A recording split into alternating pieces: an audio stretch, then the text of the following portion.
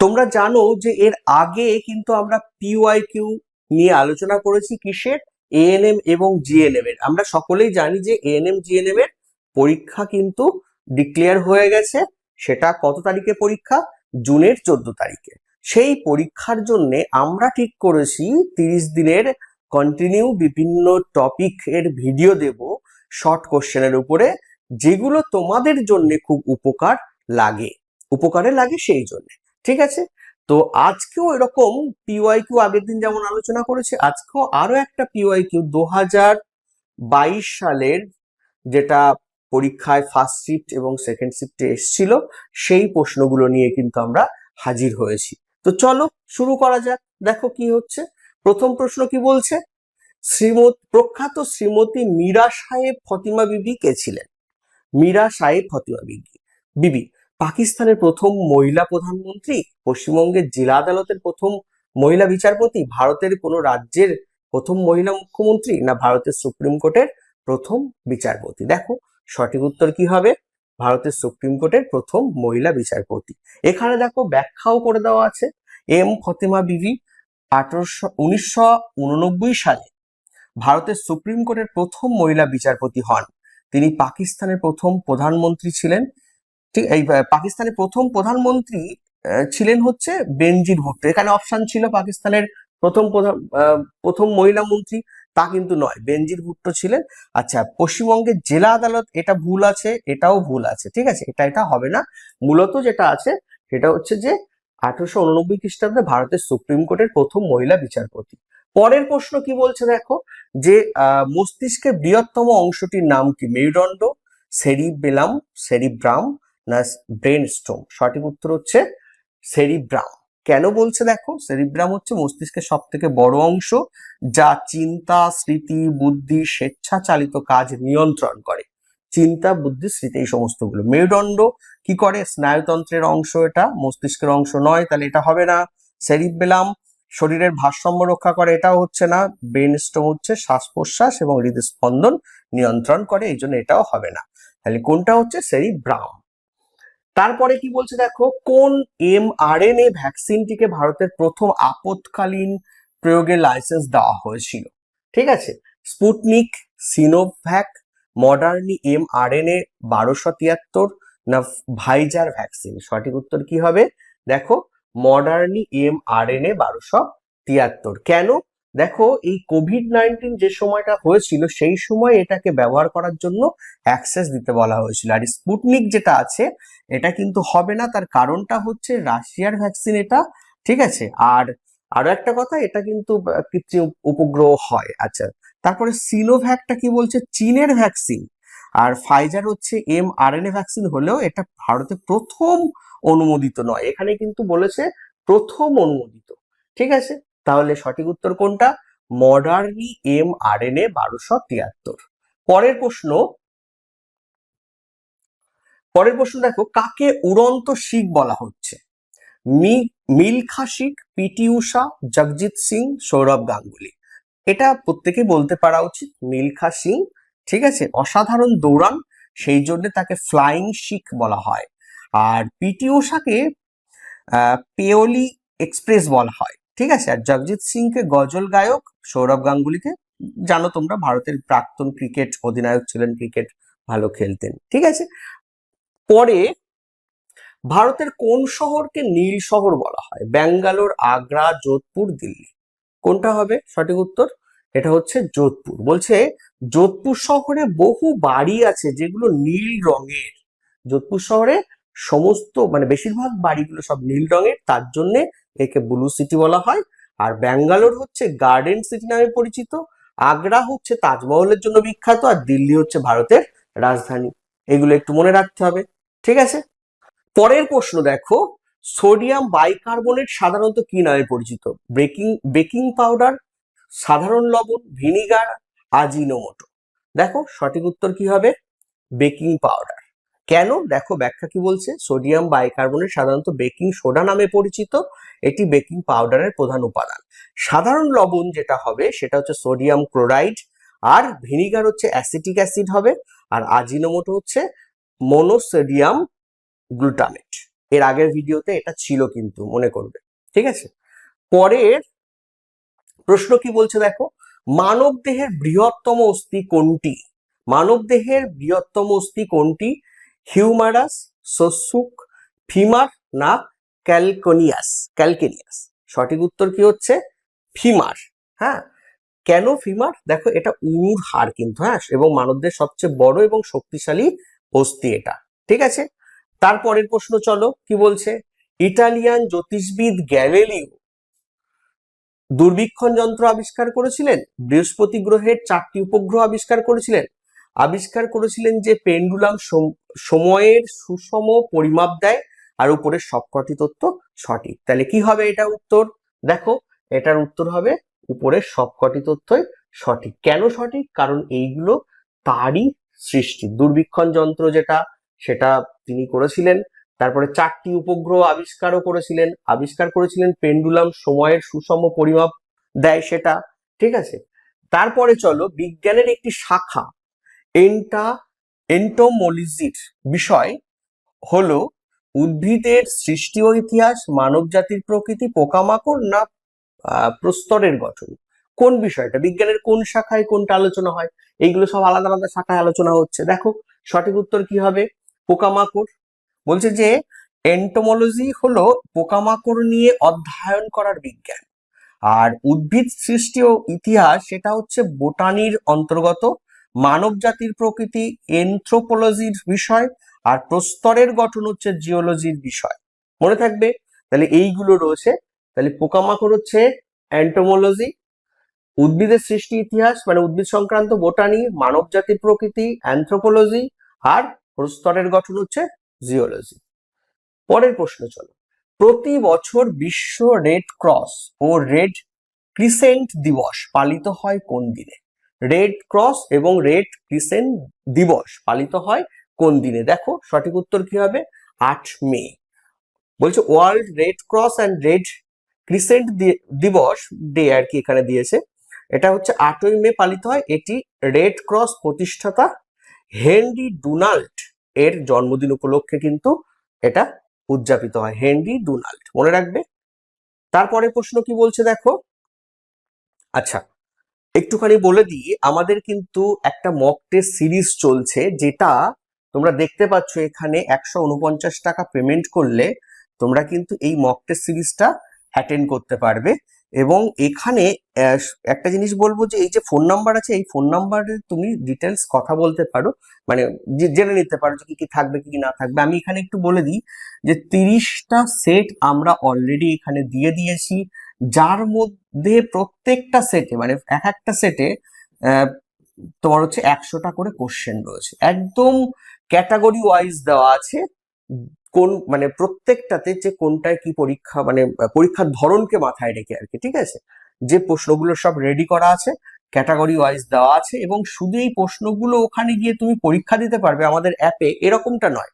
আমাদের play store থেকে বিবর্ণ একটা অ্যাপ আছে, এটা তোমরা ইনস্টল করে নেবে। দেখবে এইরকম একটা লোগো দেখাচ্ছে, এরকম একটা লোগো দেখাচ্ছে, সেই লোগোটা দেখে তোমরা এটা ইনস্টল করে নেবে। ইনস্টল করার পরে তোমরা তোমাদের নাম, ওখানে নাম চাইবে আর ফোন নম্বর চাইবে, এই দুটো তোমরা বসিয়ে লগ ইনটা করে নিয়ে ভিতরে তোমরা একদম পুরো ডিটেলস দেখতে পাবে, যেখানে এরকম 30টা সেট রয়েছে। আমি একটুখানি তোমাদের দেখিয়ে দিই, তাহলে তোমাদের বুঝতে সুবিধা হবে। হ্যাঁ দেখো, যখন তোমরা প্লে স্টোর থেকে ডাউনলোড করার পরে ওপেন করবে, তখন এরকম একটা ইন্টারফেস দেখতে পাবে, যেখানে এরকম নেট সেটেরও আমাদের একটা মক টেস্ট চলছে, এর পাশাপাশি এখানে দেখো ওই টপিকেরই একটা মক টেস্ট আছে, এই যে এএনএম জিএনএম এখানে মক টেস্ট চলছে। এবার তোমরা আরেকটু স্ক্রোল করে উপরের দিকে উঠলে দেখবে এখানে কোর্স বলে দেওয়া থাকবে, পেইড কোর্স বা কোর্সেস এরকম দেওয়া থাকবে, ঠিক আছে। সেখান থেকে তোমরা এএনএম জিএনএম কোর্সে যাবে, এই কোর্সে গিয়ে এখানে ডিটেলস দেখবে, এখানে যেমন এনরোল দেখাচ্ছে, তোমাদের কিন্তু এনরোল দেখাবে না, বাই নাও দেখাবে, ঠিক আছে। কারণ কারণ হচ্ছে তোমাদের এখানে আমাদের যেমন এনরোল করা আছে, আমরা দেখাবো বলে এনরোলটা করে রেখে দিয়েছি, তোমাদের এখানে এনরোল করতে গেলে পেমেন্ট করতে হবে। তোমরা কি করবে, এইখানে ক্লিক করবে, করে তোমরা এখানে পুরো বিষয়টা দেখতে হবে। আচ্ছা এটা হচ্ছে কোর্সের বিষয়, এটা নয়। পরেরটা যাও, মক টেস্ট রয়েছে, দেখো এই যে মক টেস্ট, এখানে ক্লিক করলে, ক্লিক করার পরে এই যে দেখো দেখাচ্ছে, আবার এখানে ক্লিক করো, করলে দেখো এই যে কোশ্চেনের সেট পরপর পরপর সাজানো আছে প্রত্যেকটা, এবং প্রত্যেকটা সেটে তুমি গিয়ে পরীক্ষা দিতে পারবে। আর মজার বিষয় হচ্ছে যে এখানে শুধুমাত্র আমরা পরীক্ষা সিস্টেম রাখিনি, পরীক্ষা এখানে ক্লিক করলে এখানে দেখো 90 মিনিট দেওয়া আছে, টোটাল কোশ্চেন দেওয়া আছে 100টা, ঠিক আছে। এটার পাশাপাশি এখানে এবার ক্লিক করলেই পরীক্ষা স্টার্ট হয়ে যাবে, দেখো টাইম শুরু হয়ে যায়, এই যে পরীক্ষা দেওয়া শুরু হয়ে যাচ্ছে, ঠিক আছে। এরকম ভাবে প্রত্যেকটা তুমি দিয়ে নেক্সট করলে, পরীক্ষা দিলে এখানে রিভিউ দেখতে পারো যে কোনগুলো কোশ্চেন তুমি অ্যাটেন্ড করেছো, কোনটা করোনি, ঠিক আছে, সব এখান থেকে দেখতে পাবে। এবং পরীক্ষা দেওয়ার পরে তোমরা এখান থেকে আবার কি করতে পারবে, বেরিয়ে মানে সাবমিট করে দিয়ে রেজাল্টটা দেখতে পাবে। এবার শুধু রেজাল্ট তো তুমি দেখলে, তুমি বুঝলে, তুমি যেগুলো হয়েছে বা হয়নি দেখলে, কিন্তু সেইগুলোকে আবার ডিসকাস করে দেওয়া আছে আমাদের এখানে ভিডিওতে। দেখো এই যে ভিডিও চিহ্ন আছে, এখানে ক্লিক করবে, সঙ্গে সঙ্গে দেখো এখানে খুলে যাচ্ছে। এই যে ম্যাম জীবন বিজ্ঞানের বিষয় নিয়ে পড়িয়েছেন সেটা এখানে উল্লেখ করা আছে এবং সেইগুলো ডিসকাস করা আছে এখানে, ঠিক আছে। শুধু এই ম্যাম করাচ্ছেন এরকমটা নয় কিন্তু, বা যে কটা ক্যাটাগরি আছে, ধরো লাইফ সায়েন্সের জন্য একজন, তিনি লাইফ সায়েন্সের ক্যাটাগরি 1 এবং ক্যাটাগরি 2 যতগুলো কোশ্চেন আছে সেই নিয়ে আলোচনা করছেন। ফিজিক্যাল সায়েন্স যিনি আছেন তিনি সেই বিষয়গুলো নিয়ে ওরকম ভাবে ক্যাটাগরি 1 ক্যাটাগরি 2 থাকলে সেগুলো আলোচনা করেছেন। ইংলিশের একজন স্যার, ঠিক আছে, তিনি সেখানে 15টা কোশ্চেন আছে সেগুলো আলোচনা করে দিয়েছেন।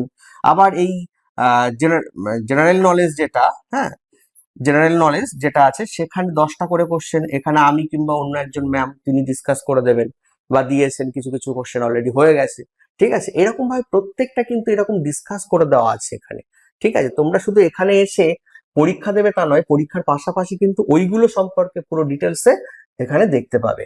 তো এই জন্য বললাম যে যারা সিরিয়াসলি পরীক্ষা দিতে চাইছো তোমরা প্রত্যেকে সময় নষ্ট না করে চলে যাও এই পরীক্ষার এই অ্যাপ, আমাদের এখানে যে ফোন নাম্বারটা দেওয়া আছে সেই ফোন নাম্বারে তোমরা কি করতে পারো, কল করতে পারো, ঠিক আছে, এবং কল করতে পারো এবং তোমরা আমাদের থেকে এই কোর্সটা নিয়ে পরীক্ষাটা দিতে পারো। তোমাদের কতটা তৈরি আছে সেই বিষয়ে তোমরা কিন্তু কি করতে পারো, দেখে নিতে পারো। এবং পরীক্ষার জন্য যত বেশি, এই ফাইনাল পরীক্ষার জন্য যত বেশি তোমরা প্র্যাকটিস করবে তত তোমাদের সুবিধা হবে।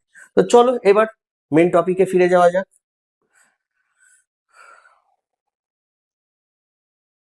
দেখো সেকেন্ড শিফটের প্রশ্ন চলে এসছে, আগে ফার্স্ট শিফটে আমরা শেষ করেছি।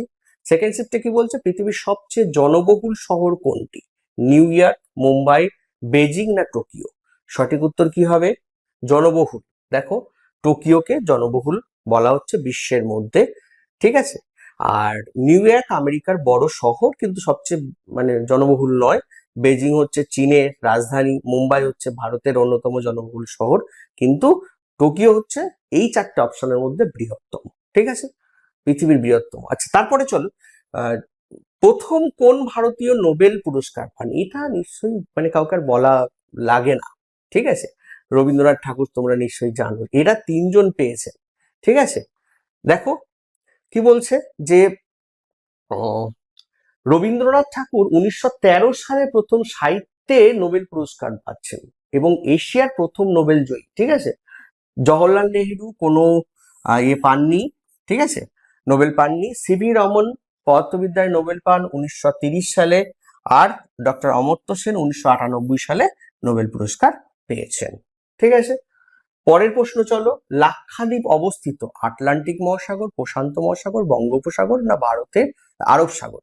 দেখবে যে লাক্ষাদ্বীপ এবং আন্দামান যে নিকোবর দ্বীপপুঞ্জ সেগুলো কিন্তু ভারতের 2 সাইডে আছে, কোথায় আছে সেইটা তোমাদের উত্তর দিতে হবে। সঠিক উত্তর কি হবে? দেখো যে আরব সাগরে অবস্থান করছে।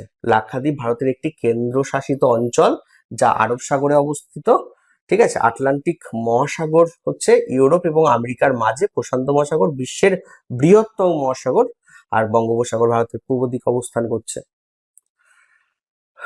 পরের প্রশ্ন দেখো যে থিওরি অফ রিলেটিভিটি প্রবর্তন করে Thomas Alva Edison, Albert Einstein, Marconi না জেমস ওয়াট? সঠিক উত্তর কি হবে? দেখো আলবার্ট আইনস্টাইন, ঠিক আছে। আপেক্ষিক আপেক্ষিকতা এই তত্ত্বের প্রবর্তক। টমাস আলভা এডিসন হচ্ছে বৈদ্যুতিক বাতি, ঠিক আছে। মার্কনি হচ্ছে বেতার তরঙ্গ বা বেতার যোগাযোগ ব্যবস্থা। জেমস ওয়ার্ড হচ্ছে বাষ্পীয় ইঞ্জিন আবিষ্কার করেছিলেন। তাহলে এগুলোও মনে রাখতে হবে এর পাশাপাশি। পরের প্রশ্ন দেখো, নিচের কোনজন চতুর্থ ভারতীয় গ্র্যান্ড স্লাম বিজেতা? Sania Mirza, Rohan Bopanna, Mahesh Bhupathi, lender pace. সঠিক উত্তর কি হবে? রোহন বোপান্না। বাকি সবাইও দেখো প্রত্যেকেই কম বেশি পেয়েছে, কিন্তু চতুর্থ মানে 4বার, ঠিক আছে, চতুর্থ ভারতীয় টেনিস খেলোয়াড় হিসাবে রোহন বোপান্না। পরের প্রশ্ন দেখো, আলজাইমার রোগটি মানবদেহের কোন অংশকে আক্রান্ত করে? কান, চোখ, মস্তিষ্ক না পাকস্থলী? সঠিক উত্তর কি হবে? মস্তিষ্ক, ঠিক আছে। মস্তিষ্কজনিত রোগ যা স্মৃতিশক্তি এবং চিন্তা শক্তিকে ক্ষতিগ্রস্ত করে। এছাড়া বাকিগুলো একটু দেখে নিও। তারপরে কি আসছে, ডাক্তার জাকির হোসেন ছিলেন ভারতের প্রথম উপরাষ্ট্রপতি, লোকসভার প্রথম স্পিকার, ভারতের প্রথম মুসলিম রাষ্ট্রপতি, ভারতীয় জাতীয় কংগ্রেসের সভাপতি। দেখো সঠিক উত্তর কি হবে? ভারতের প্রথম মুসলিম রাষ্ট্রপতি। প্রথম উপরাষ্ট্রপতি ছিলেন সর্বপল্লী রাধাকৃষ্ণন, ঠিক আছে। এখানে যে প্রথম উপরাষ্ট্রপতির কথা বলেছে তাই এটা দেখিয়ে দেওয়া। ভারতের প্রথম স্পিকার ছিলেন জি ভি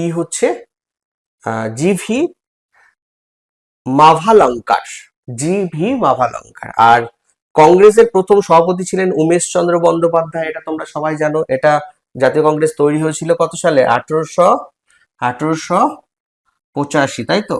1885-তে জাতীয় কংগ্রেস প্রথম সভাপতি এই মানে অধিবেশন হয় আর কি। আচ্ছা, বিখ্যাত আনন্দমঠ উপন্যাসটি রচনা করেছেন, এটাও সবার কম বেশি অন্তত জানা উচিত। সঠিক উত্তর কি হবে? বঙ্কিমচন্দ্র চট্টোপাধ্যায়। দেখো আনন্দমঠ উপন্যাস বঙ্কিমচন্দ্র চট্টোপাধ্যায় রচনা করায়, সেখান থেকেই কিন্তু বন্দে মাতরম গানটি আসে। সরোজিনী নাইডু কবি ও স্বাধীনতা সংগ্রামী ছিলেন, অরবিন্দ দার্শনিক এবং লেখকও ছিলেন, রবীন্দ্রনাথ ঠাকুর বিশ্বকবি, এনারও কিন্তু এটা যেমন একটা দেশাত্মবোধক উপন্যাস। প্রশ্ন হতে পারে আলাদা করে যে একটি দেশাত্মবোধক উপন্যাস বা জাতীয়তাবাদী উপন্যাস নাম লেখো বঙ্কিমচন্দ্রের, তখন কিন্তু এটা তুমি দিতে পারো আনন্দমঠ। কিন্তু যখন রবীন্দ্রনাথ ঠাকুরের বলবে তখন কিন্তু সেটা দেবে গোড়া, ঠিক আছে, গোড়া। তারপরে চলো, সম্প্রতি খবরের কাগজের শিরোনামে আসা বাগরাম বিমানপথটি কোন দেশে অবস্থিত? পাকিস্তান, আফগানিস্তান, ইরান না ভারত? সঠিক উত্তর কি হবে? দেখো আফগানিস্তান, ঠিক আছে। আচ্ছা, তারপরের প্রশ্ন দেখো কি বলছে, ভারতীয় পার্লামেন্টের দুটি সভার নাম কি? একটা হচ্ছে বিধানসভা ও লোকসভা, রাজ্যসভা ও লোকসভা, রাজ্যসভা বিধান পরিষদ, লোকসভা ও সুপ্রিম কোর্ট। সঠিক উত্তর কি হবে? দেখো সঠিক উত্তর হচ্ছে পার্লামেন্টের দুটি কক্ষ নিয়ে গঠিত হয়েছে, একটা হচ্ছে লোকসভা, একটা রাজ্যসভা। লোকসভাটাকে নিম্নকক্ষ বলা হয় আর রাজ্যসভাটাকে উচ্চকক্ষ বলা হচ্ছে। আর বিধানসভা যেটা রাজ্যের আইনসভা, বিধান পরিষদ হচ্ছে কিছু রাজ্যের উচ্চকক্ষ, সুপ্রিম কোর্ট হচ্ছে বিচার বিভাগের একেবারে সর্বোচ্চ স্তর, ঠিক আছে। আচ্ছা, তো এই ছিল আজকের প্রশ্ন। তোমরা যদি নিজেকে ভালো করে প্রস্তুতি নিতে চাও তাহলে বলবো যে আমাদের মক টেস্টটা তোমরা দেখতে পারো, নিতে পারো। তার জন্য এই যে ফোন নাম্বার দেওয়া আছে, এই ফোন নাম্বারে তোমরা যোগাযোগ করতে পারো, হোয়াটসঅ্যাপ বা ডাইরেক্ট ফোন করতে পারো, ফোন করে কথা বলে নিতে পারো।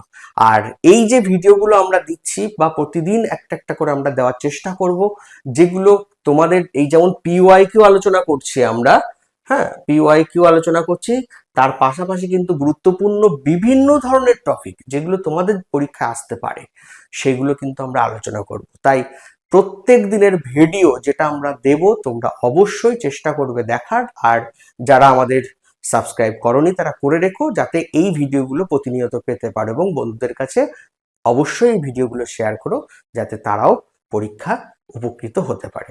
আজ তাহলে এই পর্যন্ত থাকলো, দেখা হচ্ছে নতুন টপিক নিয়ে নতুন ভিডিওতে।